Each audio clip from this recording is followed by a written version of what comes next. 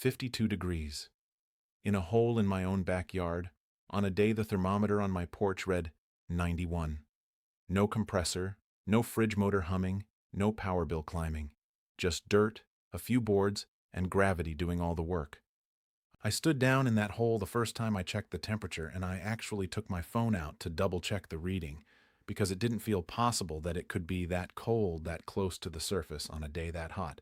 Today I'm going to show you how to build a root cellar that actually works, even if you don't have a hillside to dig into, why it stays cold for a reason most people get completely wrong, and the one layering trick that stops your potatoes from sprouting and your apples from going soft halfway through winter. A chest freezer costs you $400 up front, and then keeps eating power every single month for the rest of its life. This costs a weekend and a shovel, and it never sends you a bill. Stick around to the end because there's a way to set this up so it holds steady humidity as well as steady temperature, and humidity is the part that actually decides whether your food rots or lasts. I've run a version of this through 3 winters and 2 brutal summers on my own place, and I have not lost a single squash to spoilage since I got the layering right. By the time we're done here, you're going to be looking at that unused corner of your yard completely differently. Fair warning. So let's start with the part almost nobody explains correctly, because most people think a root cellar works like a cave, and that's only half true. The ground under your feet is not cold, not really. What it is stable. A few feet down, the soil stops reacting to the day-to-night swing entirely.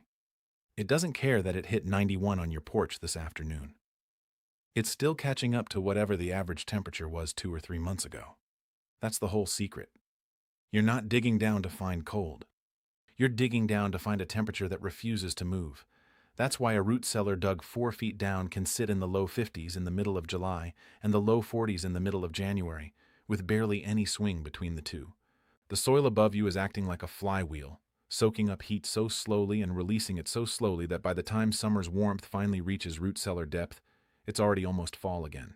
Dig a shallow hole, a foot or two, and you'll be disappointed. You'll still be riding the surface temperature up and down with the weather. The magic depth is where the ground stops flinching, and for most of the country that's somewhere around 4 to 6 feet. Once you understand that, the whole design makes sense, because everything you're about to build is really just one job. Keep that stable underground temperature in, and keep the outside air and sunlight out. Here's how you actually build one, and you don't need a hillside or a bulldozer to do it. The simplest version is what's sometimes called a buried barrel or buried bin cellar, and it's a weekend project, not a construction job. You dig a pit about 5 feet deep and wide enough to fit a large plastic trash can or a food-grade barrel with a foot of clearance around it. Line the bottom with a few inches of gravel so water has somewhere to go instead of pooling under your food. Set the barrel down into the pit, pack loose straw or dry leaves around the outside of it as insulation, and backfill the gap with soil, tamping it down as you go so it doesn't settle into a sinkhole on you later. Leave the lid accessible at ground level and build a simple wooden or insulated cover over the opening so you're not staring at bare plastic every time it rains. That's genuinely most of it. A 5-gallon bucket version of this idea will barely hold a temperature swing worth mentioning, so don't go small to save a weekend. Bigger buried volume equals steadier temperature, the same way a big lake freezes slower than a small pond. If you've got a slope on your property, you can go further and build an actual walk-in cellar into the hillside, with a wood-framed or block entrance and a proper door. It's more work, but the payoff is a space you can stand in instead of reaching down into, and honestly, once you've hauled a 50-pound sack of potatoes down a ladder into a barrel a few times, you'll understand why people historically preferred the walk-in version. Either way, orient the entrance away from direct afternoon sun if you can. That single decision costs you nothing and saves you several degrees of unwanted heat, gain every single day in summer. Now let's clear up 2 mistakes that will quietly ruin all that work, because both of them show up looking harmless. The first is treating your root cellar like a single climate. It isn't. Different foods want genuinely different conditions, and cramming everything onto one shelf is how half of it goes bad before the other half. Root vegetables like potatoes, carrots, and beets want it cold and genuinely humid, close to that gravel floor where moisture naturally collects.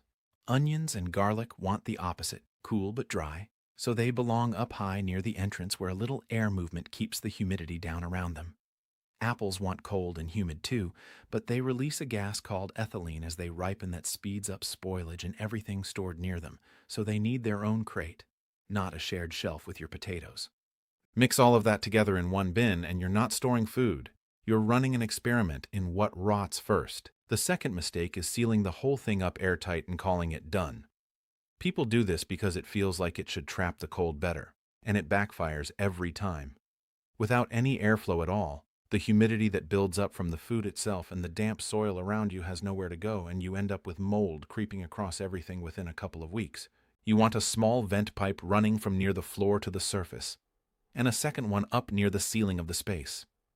Cold, heavy air sinks in through the low vent, and it slowly pushes the warmer, moisture-loaded air back out through the high one.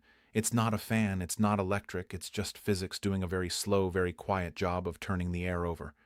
And now the part I'm actually excited to give you, because this is where a decent root cellar turns into one that genuinely outperforms a fridge for the things it's built to store. Layer your storage instead of just stacking it. Down at that gravel floor, pack your root vegetables in boxes of slightly damp sand or sawdust, not touching each other, not touching the sides of the box. That sand is doing two jobs at once. It's holding moisture right against the vegetable so it doesn't shrivel, and it's physically keeping any one rotting piece from touching its neighbors and spreading. I check mine every few weeks, and it's rare I find more than one or two gone soft out of an entire bin. Here's the bonus trick almost nobody mentions. Don't wash your root vegetables before you store them. That thin layer of dried soil clinging to a potato or a carrot is actually protecting the skin, and washing it off before storage strips away that layer and shaves weeks off how long the vegetable holds. Brush off the big clumps, leave the rest, and wash it right before you cook it, not before you store it. Next, go one step further with your apples and pears. Wrap each one individually in a sheet of newspaper before it goes in its crate. That single layer does two things. It slows down the ethylene gas escaping from each piece of fruit so they don't ripen each other faster, and it stops any bruised or leaking fruit from touching its neighbor and starting a chain reaction of rot down the whole crate. It's a 5-second habit per apple that can add real weeks onto how long the whole batch lasts. And one last upgrade nobody talks about. Keep a simple thermometer and a cheap humidity gauge hanging at eye level near the entrance and actually check them. A root cellar isn't a set-it-and-forget-it system the way a fridge is. If a stretch of unusually warm or wet weather pushes your numbers off where they should sit, that's your cue to crack the vents a little wider or throw an extra layer of straw over the cover before you lose anything instead of after. So that's the whole build. A hole in the ground, a barrel or a proper walk-in space, a couple of vent pipes doing quiet, unpowered work, and food that holds for months instead of days, with nothing running and nothing to plug in. The science was never complicated. It's just the ground refusing to change its mind as fast as the weather does, and a little bit of airflow, keeping that stillness from turning into mold. The only real question now is what corner of your place is about to become your root cellar. If you know somebody who's still paying to keep a chest freezer running just to store a fall harvest, send them this video. Thanks for watching, and I'll see you in the next one.